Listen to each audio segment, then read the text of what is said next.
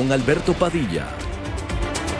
Muchas gracias por continuar con nosotros aquí en A las 5 con su servidor Alberto Padilla. Bueno, muy interesantes las palabras de Darío Epstein desde Buenos Aires, Argentina.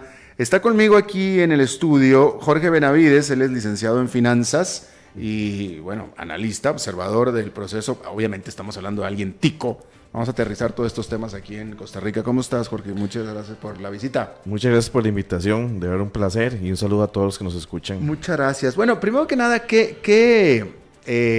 estuviste escuchando la entrevista con Darío, alguien que nos está viendo desde afuera, y yo, aquí en el programa siempre lo he dicho, yo encuentro muchos paralelismos entre lo que está pasando en Argentina con lo que va a poder pasar no muy lejano acá en Costa Rica, sobre todo porque la problemática fundamental es básicamente la misma. ¿Qué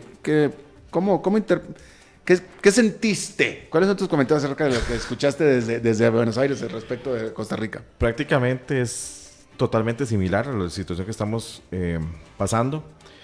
No nos sirve en este momento que las tasas de interés en Estados Unidos vayan hacia lo alto, porque recuérdense que nuestro endeudamiento es en dólares, las tasas de interés van ligadas a la tasa Prime y la LIBOR, y en este momento, en nuestra condición fiscal, en esta incertidumbre que tenemos, si es que vamos o no vamos a tener un plan fiscal, no son halagadoras las noticias para nosotros. Hoy en teoría se va a dar un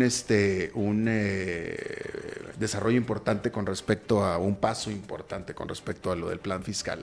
Pero la gran pregunta es, vamos a suponer que el plan fiscal se aprueba, así como está, así como lo pidió el gobierno, se aprueba y se aprueba lo antes posible. En este momento ya que si es dentro de 30 días o no, eso es lo de menos. Vamos a suponer que se aprueba. ¿Ya? ¿Se acabaron los problemas para Costa Rica? ¿Ya listo es todo lo que necesitamos? No, en ninguno de esos. El plan fiscal está diseñado para cubrir en su gran mayoría lo que ya nosotros llamamos el hueco fiscal, pero carece también de varios elementos que son: el problema de Costa Rica es la evasión fiscal y el plan fiscal no lo combate en sí. O sea, no tenemos una política severa como lo tienen países como Estados Unidos, donde no pagar impuestos es un delito, vas a la cárcel, te quitan todo, etcétera, etcétera. El plan fiscal no prevé eso. O sea, no estamos combatiendo el mayor problema que tenemos, que es la evasión fiscal. Y número 2, el plan fiscal no activa la economía de Costa Rica. Más bien lo que hace es castigar, en cierta manera, a los sectores productivos que en este momento sostienen la economía. A ver, déjame, estás tratando de decir, como lo estoy entendiendo, el plan fiscal salva al gobierno de Costa Rica, pero no a la economía. No, exactamente. Exactamente. ¿Estamos por ahí? Estamos por ahí. Ok, ¿cómo? Sí, te lo voy a explicar así. Es que tienes razón, tenemos un problema de plan fiscal, tenemos un problema de fiscal muy importante, pero una consecuencia y un problema paralelo tal vez de todo esto es que la economía está detenida. La economía está detenida. El plan fiscal viene para el gobierno a salvar o a cobrar de más con el impuesto al valor agregado y tratar de recuperar las finanzas públicas. Pero ¿qué pasa? En Costa Rica hay una ecuación que es: entre más impuestos, más evasión, porque la evasión no es castigada de forma severa. Entonces, al gobierno nada le garantiza que esos fondos que pretende cobrar con este plan fiscal se recauden. O sea, empezamos mal.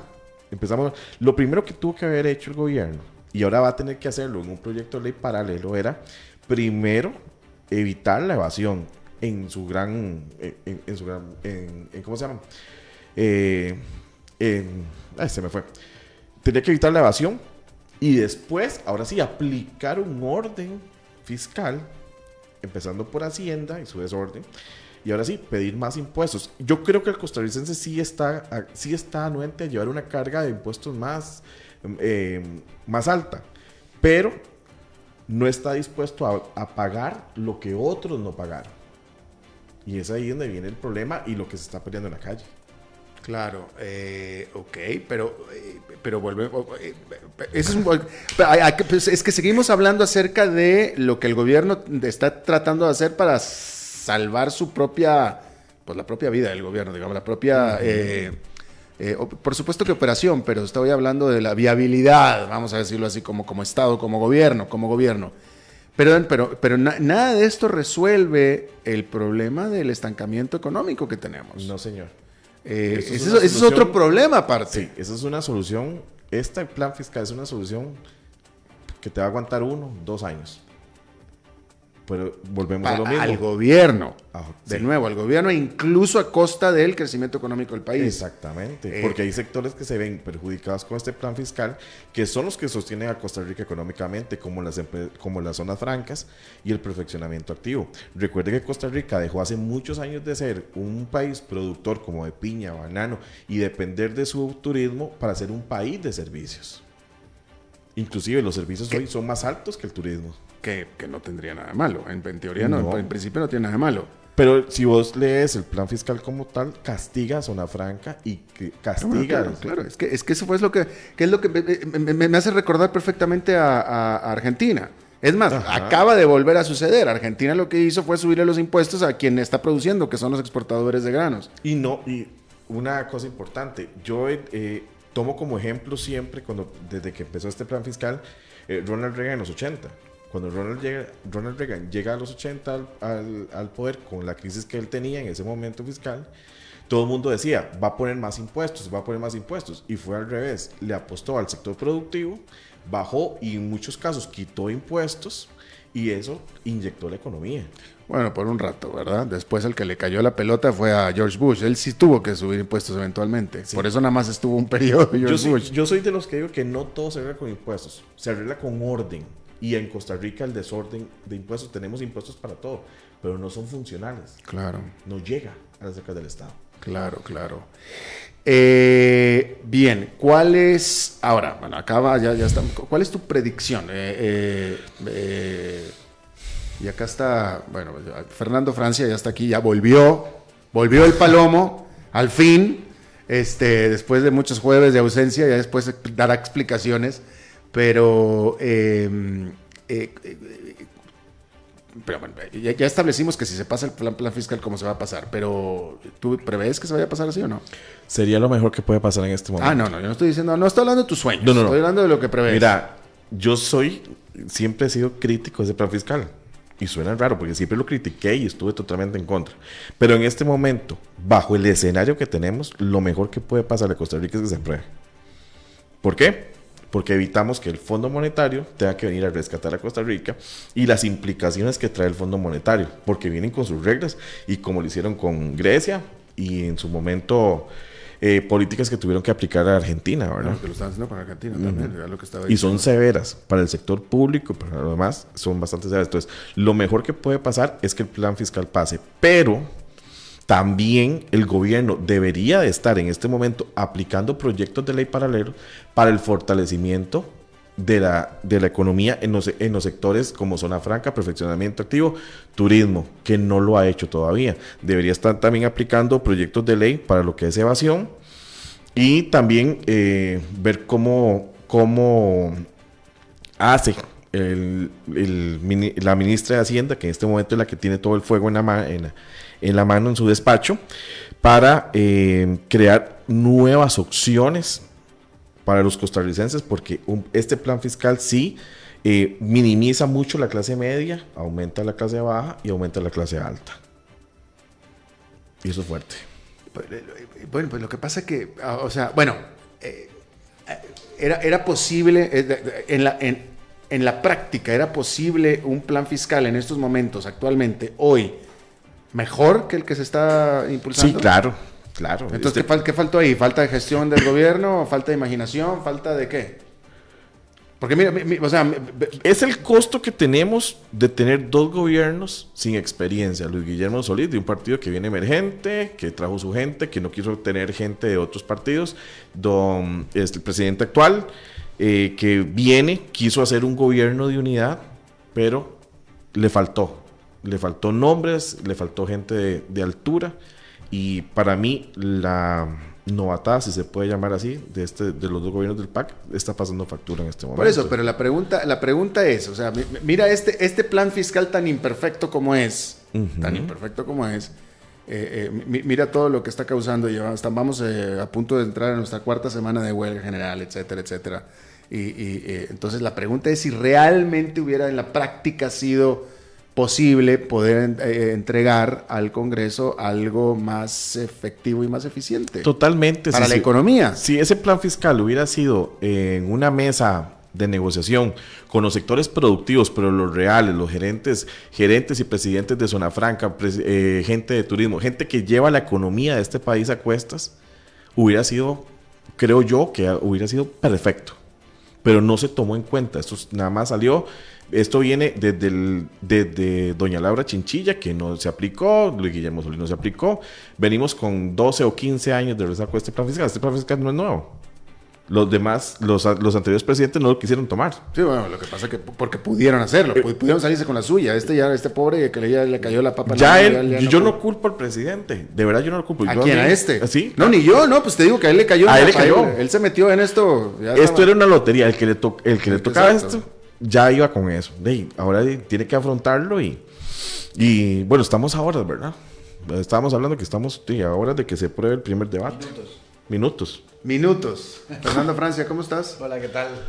Con ganas de meter la cuchara hace rato, pero respetando las fronteras. Dale duro. No, es increíble que coincidimos muchísimo, creo, porque no nos conocemos, pero desde puntos de vista distintos, casi diametralmente distintos, pero al final el fondo es el mismo. Lo mismo que está diciendo el compañero es lo que están diciendo las personas en huelga hoy. No hubo diálogo. Y por más que el presidente y el gobierno diga, estoy listo, sentado, esperándolos para el diálogo, pues en realidad no lo hubo. No lo hubo con los sindicatos y tampoco lo hubo con los empresarios que está diciendo. No hubo un diálogo para poder llenar de emociones. En el momento que estaba en la comisión, llenar de emociones que pudieran darle dientes al plan fiscal para combatir la evasión con más fuerza. Es lo que dice él, otra vez estamos de acuerdo también. Primero había que combatir la evasión, tener políticas duras contra la evasión y después hacer todo lo demás. Después vemos si estamos de acuerdo o no con hacer todo lo demás, pero claramente eliminar todo lo que elimina del empleo público modifica quizás un 0,5% del Producto Interno Bruto. Todos los recortes que se hacen a lo que llaman pluses, que al final son componentes salariales y son parte de que hace que el salario sea un poquito más competitivo para el empleado público. Pero si quitáramos todo eso y más, llegamos a un 0,5% del Producto Interno Bruto. Entonces, ¿qué le hace al 7,2%? Que es nuestro problema, ni cosquillas. Entonces, la evasión fiscal es un 8,2%. Eso sí es importante. No la vamos a lograr toda, claro, pero agarremos 4 puntos de eso y estamos fuera del problema. Pero yo te digo una cosa, yo no he hablado con este gobierno ni nada, no voy. O sea, yo estoy tratando de ser práctico, yo estoy tratando de ser... es que siendo prácticos no dialogamos. No, pero espera, déjame voy para allá, pero déjame digo esto. En este momento, hoy, pues Laura Chinchilla tenía mucho más margen de maniobra. Solís tenía mucho más margen de maniobra. Este pobre Alvarado o este pobre presidente de hoy ya no tiene margen de maniobra. Entonces, de aquí a que tú puedas implementar, que absolutamente se debe implementar un régimen de anti-evasión de impuestos, ¿verdad?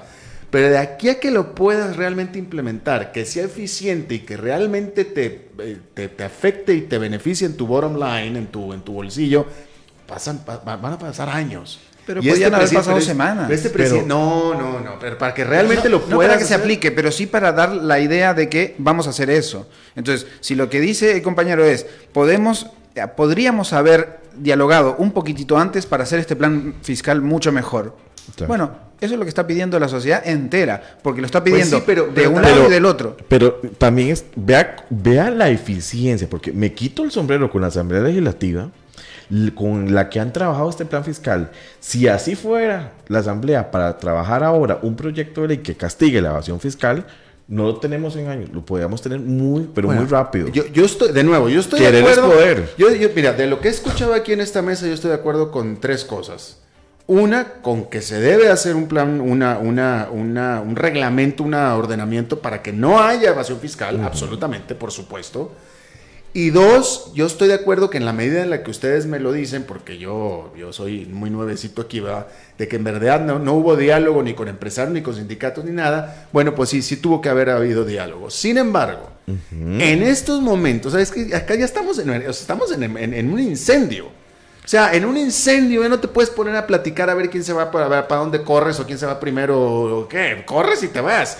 Y eso es lo que está pasando en este momento. Entonces, en este momento, en la medida en la que sea cierto que no se habló ni con empresarios ni con sindicatos, pues también, ok, ojalá y hubieran hablado, pero la realidad de las cosas es que esa conversación hubiera sido, ¿qué es lo que está pasando en este momento? ¿Sabes qué, empresario? Vas a tener que pagar más. Y sindicato, te voy a tener que quitar privilegios. Es que no hay de otra.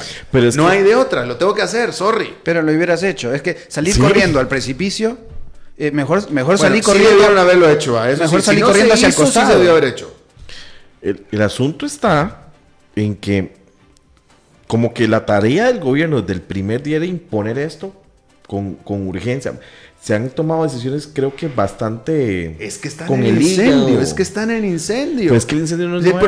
El propio presidente pasado no tenía plata para pagar los aguinaldos. Claro, pero que el incendio no te ofusque tanto como para no sacar a tus chiquitos de la casa. Exactamente. Bueno, ese es el tema. O para Hacienda no llegar y pedirle plata prestada al Banco Central. En la medida en la que Alvarado, el presidente, no tuvo un almuerzo, un café con los sindicatos y con los empresarios, cada quien por su lado, en el sentido de, mira, te la voy a tener que dejar ir literalmente, lo siento. En la medida que no sucedió asiento, sí estuvo mal. Pues sí tuve, oye, necesito que me apoyes, necesito que lo hagamos, la situación está así. Pedirle 5 cosas a cada grupo de estos que estamos hablando. Pedirle, bueno, vos estás pidiendo que no te quiten algunos de tus componentes salariales, pero que se refuerce la lucha contra la evasión. Bueno, mira, de lo que pedís 10, te doy 2. Vos estás pidiendo que las zonas francas las dejen quietas. De hecho, pasó una de las mociones que quita impuestos a la zona franca incluso para producir para el mercado nacional, que eso muchos empresarios nacionales estarán bastante enojados con esa moción que facilita a empresas de las zonas francas, le baja impuestos para producir en el mercado nacional y eso genera una competencia desleal a lo interno. Sí. Pero le dieron entonces algo a la zona franca. Le dieron algo a las cooperativas que hicieron un lobby de unos cuantos millones de colones dentro de la Asamblea Legislativa. Entonces, el que tiene los millones de colones para ir a la Asamblea Legislativa, para saber a quién hablarle, ese sí recibe confites. Pero el que está fuera de la Asamblea Legislativa, que no tiene tantos diputados interlocutores, que tendrá 1 o 5, ese no le dan confites. Y entonces venimos de nuevo con lo que hablábamos quizás en el inicio de mi participación en el programa. Parece que los sindicalistas son los matones que vienen a intentar paralizar el país, pero no es lo mismo los cooperativistas, grandes cooperativas, estoy hablando por supuesto, que también vienen con sus maneras no a paralizar el país, pero sí a quitar recursos que podrían venir en ese plan fiscal.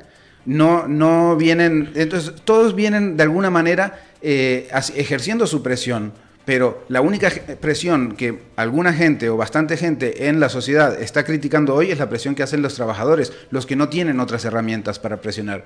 No hay una herramienta de, mira que si aprobas esto, quito la inversión de tu país y te vas a la Argentina. Esa es una presión fuertísima que hacen las calificadoras de riesgo, los empresarios, grandes empresarios que pueden quitar inversiones y que mueven la aguja del Producto Interno Bruto, y ese es el mismo, si querés llamarlo de esa manera, el mismo matonismo de la fuerza laboral. Los sindicatos en ningún momento creo que perdieron su norte a partir de la primera semana, porque está claro que en Costa Rica tiene que bajar el gasto público. El gasto público proviene de ellos. Ya instituciones como FANAL y Recope no, o sea, pero es el 0,5%. Sí, pero hay que ceder, en una mesa hay que ceder. Si vos querés algo, ¿con qué vas a negociar? Y los sindicatos se portaron intransigentes en eso. Y ya, digamos, como FANAL o Recope, ya no deberían existir acá. Las convenciones colectivas no deberían existir acá. Claro, pero decirles que no deberían existir no es ceder un poquito, es desaparecer. Entonces ahí no hay pero es que todos vamos al abismo. ¿no? O sea, bueno, todos vamos, o sea, cedemos un poco, ¿verdad? Pero si yo te digo, mira, desaparece vos, eso no es ceder, eso es simplemente te liquido. Y eso son las formas dictatoriales de funcionar. Es decir, en otros países muy cercanos quieren que desaparezca el otro bando, ¿no? Porque si estás en la oposición o estás en el gobierno, quieres que desaparezca el otro bando. Así no va a funcionar esto, no va a funcionar Costa Rica. Entonces, si queremos que desaparezca Recope, no va a funcionar. Si queremos que desaparezca, queríamos que desapareciera el ICE en su momento, en el combo ICE hace 20 años, y no va a funcionar. ¿Qué es lo que no va a funcionar? ¿Por qué dices que no va a funcionar? Porque no podés tratar de sentarte a dialogar esperando que desaparezcas. Mira, yo quiero dialogar contigo, Alberto, pero ¿qué tal si desapareces de la cabina?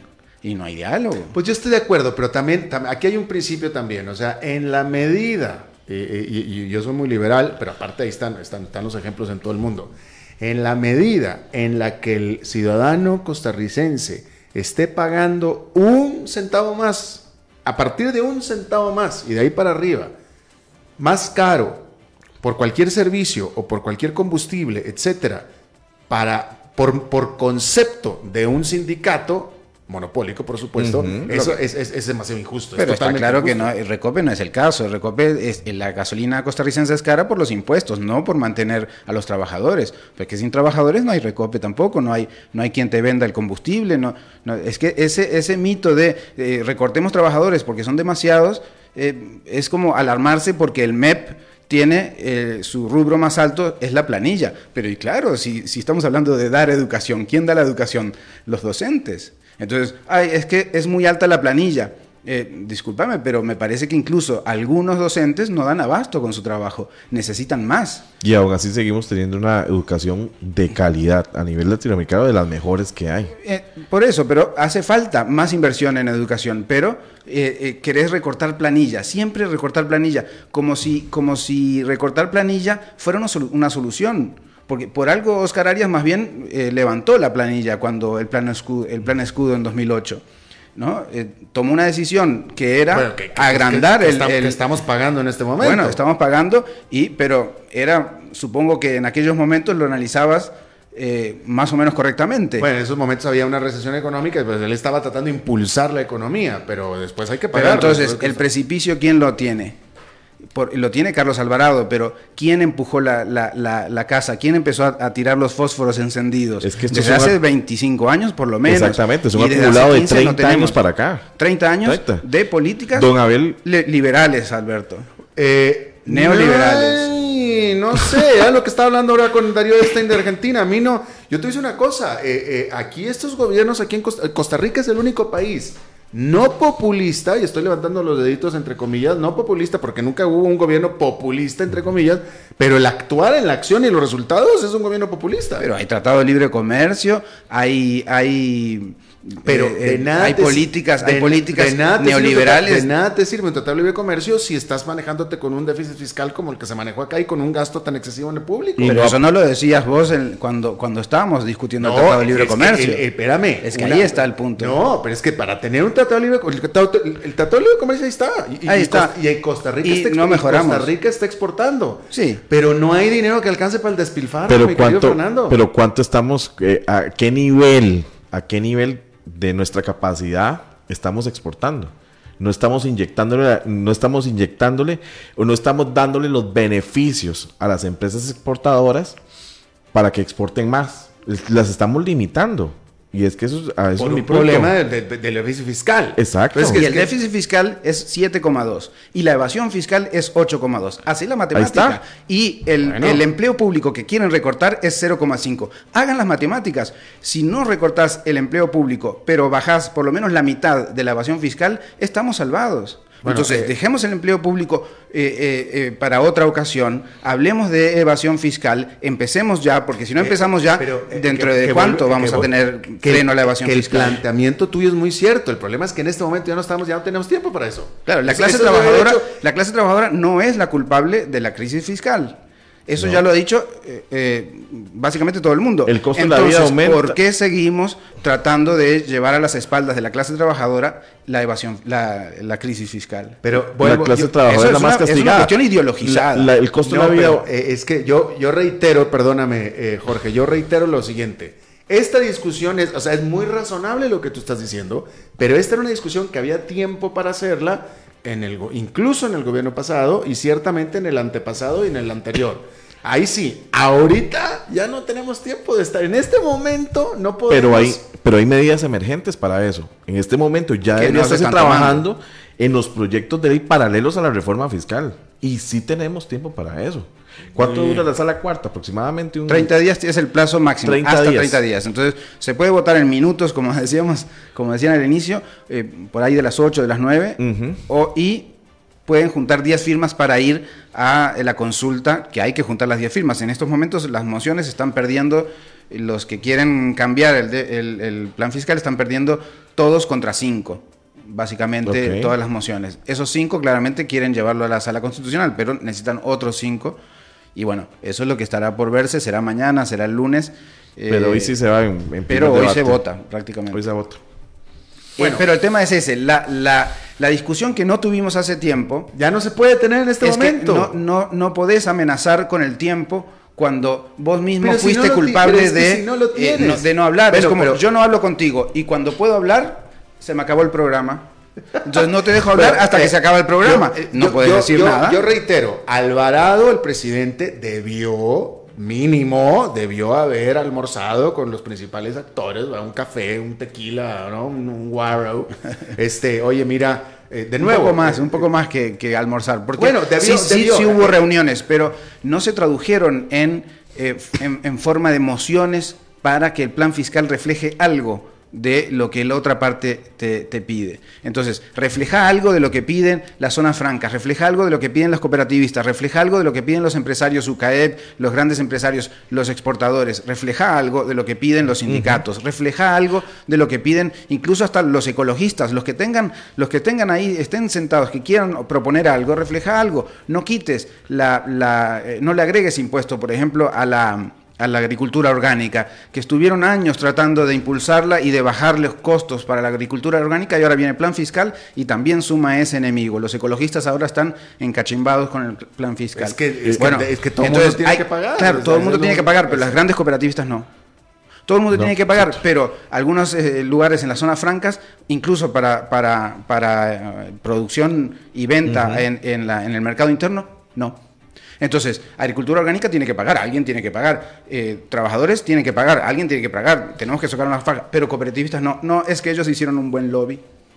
No puede ser. El gobierno no tenía chance. El gobierno, Carlos Alvarado toma el poder y nombra de ministra a una persona que viene de la superintendencia. Venía midiendo el pulso desde la superintendencia en el periodo anterior. La Contraloría.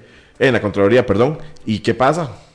Toma las decisiones a los 2-3 días de gobierno. Ya, Pero, ya es el había equipo, presentado. pero es el equipo del Partido Unidad Social Cristiana.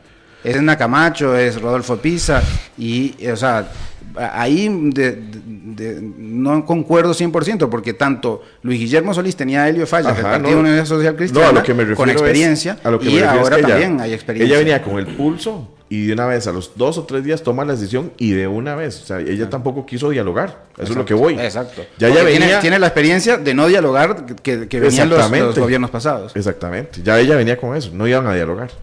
Entonces sí, la casa se está incendiando, pero puedes tratar de sacar los chiquitos de la casa antes de salir corriendo.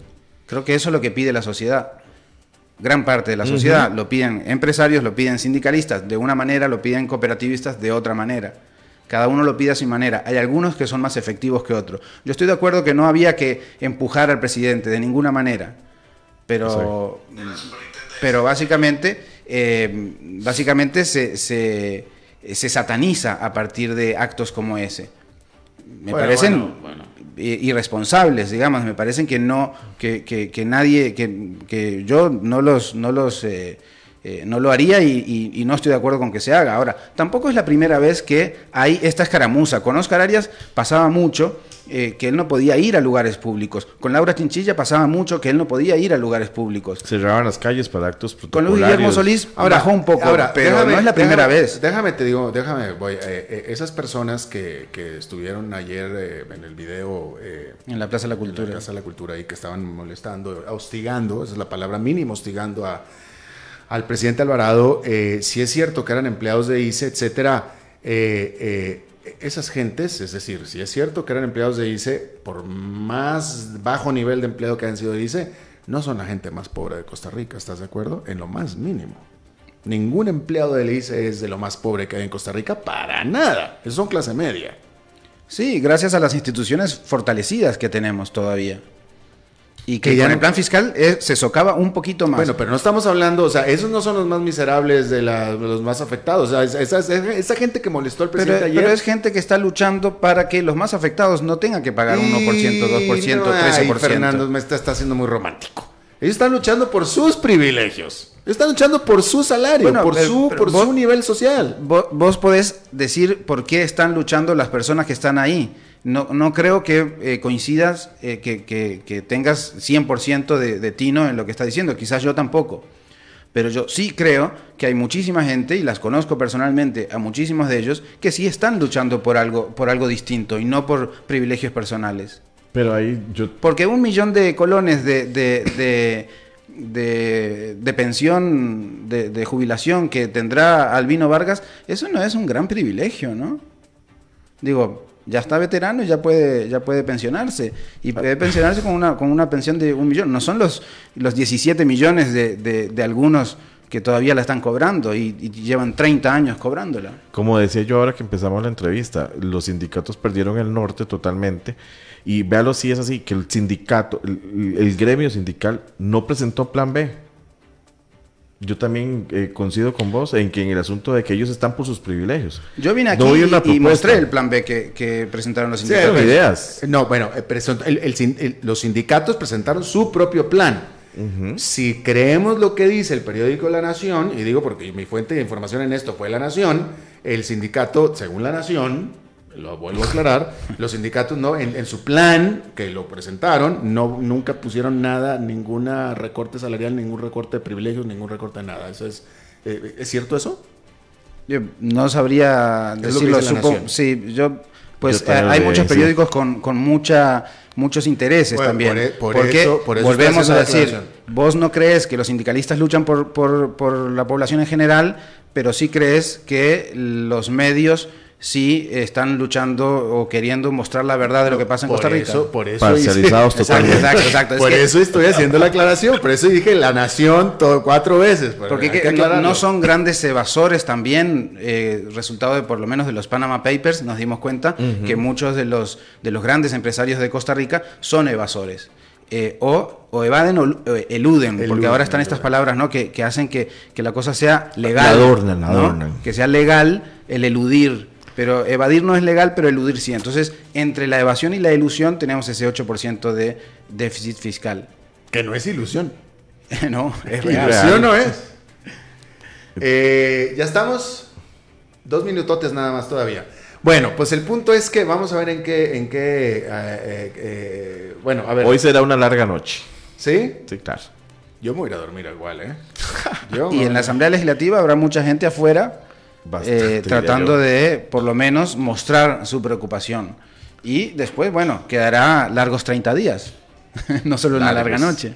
Largos 30 días para ver qué pasa con la Sala Constitucional, que ya parte del Poder Judicial dijo, claramente, no la Sala Constitucional, pero parte del Poder Judicial dijo, eso necesitaba 38 votos y consulta previa al Poder Judicial. Sin eso, se cae por inconstitucional por vicios de procedimiento. Y así se han caído tantos planes como el de Laura Chinchilla, como el de la época de Laura Chinchilla, y tantas otras leyes más se han caído porque si querés correr para probar algo, muchas veces te tropezas. Ya se nos acabó el tiempo. Si usted se acaba de unir a esta emisión, le recomiendo que la vuelva a escuchar a las 10 de la noche o que la busque en Facebook porque más temprano tuvimos una entrevista con un analista desde Argentina y él habló acerca de los paralelismos y lo que pudiera pasar con Costa Rica. Porque al margen de la discusión de que si sacaste a los chicos del incendio, etcétera, estamos todos en este barco, el barco está haciendo agua, es el Titanic y se puede hundir y nos podemos en estas discusiones ir todos al fondo del mar. Y le recomiendo mucho lo que dijo Darío Epstein con respecto a eso, de lo que pasó en Argentina, que aquí Fernando Francia como uruguayo es país que ha de tener en el corazón. Por supuesto. Por supuesto. Son hermanos. Claro. Muchísimas gracias, Fernando Francia, te agradezco mucho. Y Jorge Benavides, licenciado en finanzas, muy bueno, excelente comunicador, te agradezco muchísimo. Y eso es todo lo que tenemos por esta emisión de A las 5 con servidor Alberto Padilla. Gracias por habernos acompañado, que tenga usted muy buen final de jueves y que la pase muy bien.